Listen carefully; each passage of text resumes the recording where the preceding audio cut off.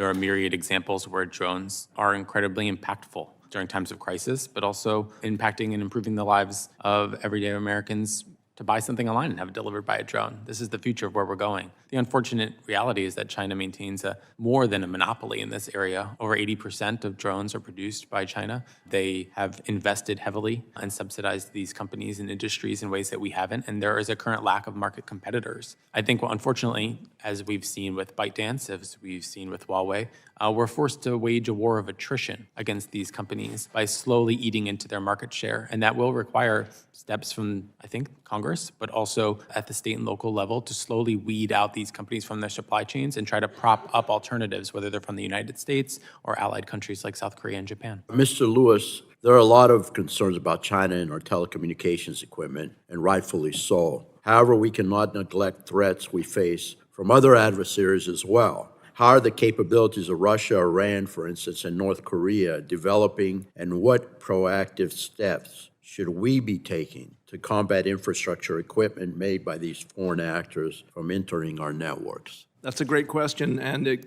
refers back to Ranking Member Matsui's comments, which is if you took apart a 5G box, from whether it was Huawei or Ericsson, you'd find it depends on American equipment, it depends on Chinese equipment. When you look at the software, it's largely American, it's largely Chinese, but the Russians also are strong in software, and the software vulnerability is one we haven't paid as much attention to. Weirdly enough, the North Koreans have subcontracting companies that make software for Western companies. So if you're using a European product, it may have your North Korean software in it, and you won't even know. So manufacturing side, largely China. The software side, Russia and North Korea are also involved.